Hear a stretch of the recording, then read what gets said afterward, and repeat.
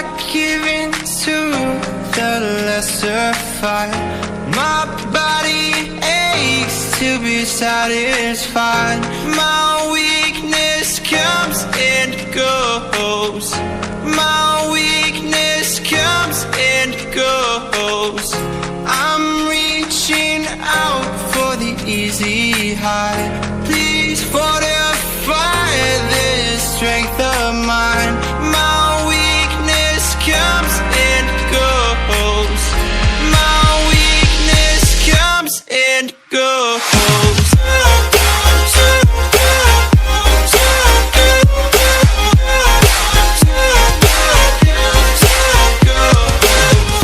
I give in to the lesser fight. My body.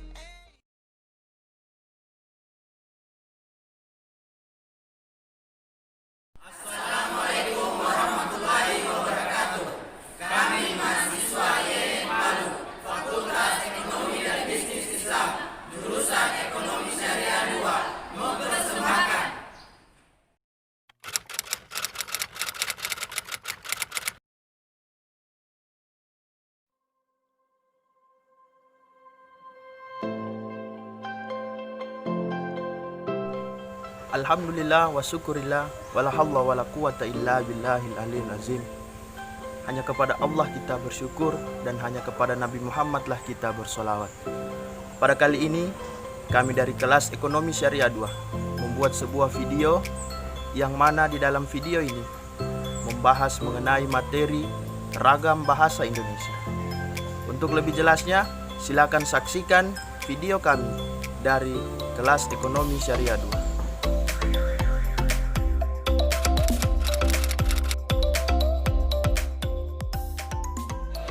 Pengertian ragam bahasa Indonesia menurut Basman 1990.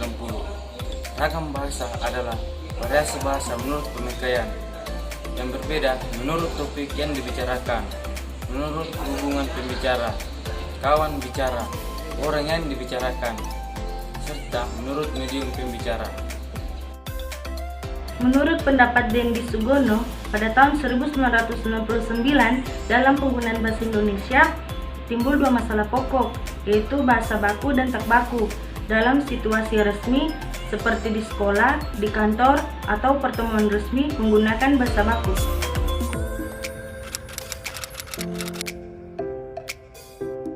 Ragam bahasa merupakan variasi dari sebuah bahasa menurut pemakaiannya. Yang pertama, bisa berbentuk dialek, gaya, atau berbagai bentuk sosial linguistik lain, termasuk bahasa baku itu sendiri. Juga dengan gaya atau tingkat formalitas tertentu, meskipun penggunaan bahasa terkadang juga dianggap sebagai suatu ragam tersendiri.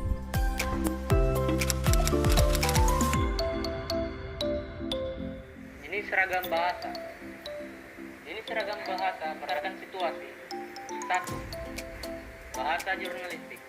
Bahasa komunikasi massa yang berfungsi sebagai pemberi informasi kepada publik atau dapat diartikan sebagai bahasa komunikasi pengantar pemberitaan yang biasanya digunakan media cetak dan elektronik. Bahasa jurnalistik harus menggunakan bahasa baku atau dengan kata lain harus sesuai dengan ejaan yang disempurnakan atau EYD. Selain itu, bahasa jurnalistik harus mudah dipahami oleh pembacanya karena pembaca tidak punya banyak waktu untuk memahami kata-kata yang sulit. Contoh sederhana, singkat, padat, dan lugas.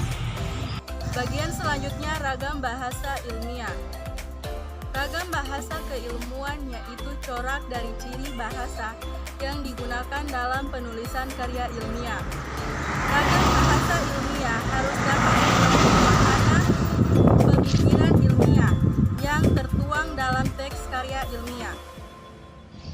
Pengertian ragam bahasa ilmiah dan karakteristik ragam ilmiah dalam bahasa Indonesia diuraikan berikut ini. Yang pertama, ragam bahasa ilmiah bersifat ringkas, berpusat pada pokok permasalahan. Kalimat-kalimatnya harus hemat, tidak terdapat kata-kata yang mubazir. Namun, kalimat-kalimatnya harus lengkap, bukan penggalan kalimat. Selanjutnya, ragam bahasa ilmiah harus mengikuti tata cara karya ilmiah yang standar. Misalnya, salah satu penulisan sistem, rujukan, atau catatan kaki yang ditetapkan secara konsisten. Demikian pula dalam penulisan daftar pustaka. Ragam bahasa sastra banyak menggunakan kalimat yang tidak efektif, penggambaran yang sejelas-jelasnya melalui rangkaian kata bermakna konotasi, sering dipakai dalam ragam bahasa sastra.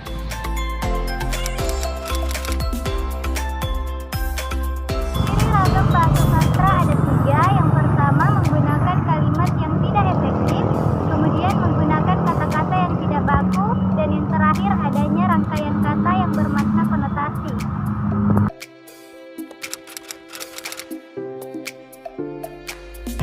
Jenis ragam bahasa berdasarkan lisan dan tulisan.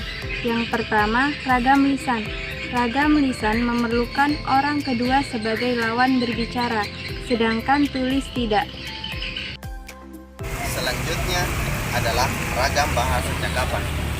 Ragam bahasa yang dipakai apabila pembicara menganggap kawan bicaranya adalah sebagai sesama atau topik pembicara bersifat tidak mesti. Ragam bahasa pidato. Ragam bahasa pidato biasa digunakan saat membacakan pidato di muka umum. Ragam bahasa ini berisi tentang penegasan kalimat yang biasa diterima oleh si pendengar. Selanjutnya, ragam bahasa panggung. Ragam bahasa yang digunakan seseorang ketika berada di atas panggung saat mengisi acara atau hiburan agar bisa diterima penonton. Bagian selanjutnya, ragam bahasa teknik. Ragam bahasa yang dilakukan terkait teknis atau cara penulisan yang dicontohkan, misalnya laporan penelitian, makalah, tesis, disertasi. Bagian selanjutnya, ragam bahasa undang-undang adalah ragam bahasa yang menggunakan bahasa komunikasi yang resmi. Yang terakhir ialah ragam bahasa surat. Ragam bahasa yang ditulis pada selai kertas, yang biasanya diberitahukan mengenai kabar atau sejenisnya, yang berfungsi untuk memberikan informasi.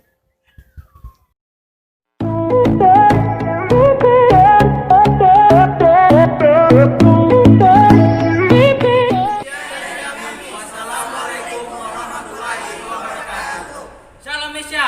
Salam Aksi. Salam Aksi. Salam cinta.